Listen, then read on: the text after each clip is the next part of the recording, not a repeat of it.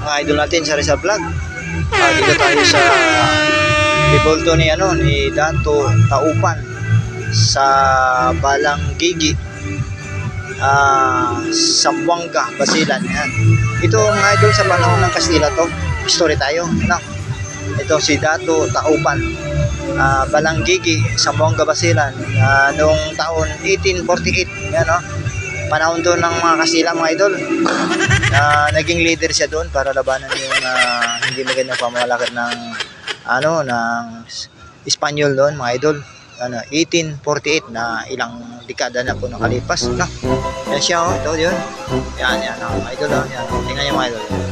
Yan, ito yung kanyang rebulto dito sa may fountain. Yan, sa Rizal Park friend tayo sa Luneta. Yan, balikan natin yung pangalan niya ulit, si Dato Taupan.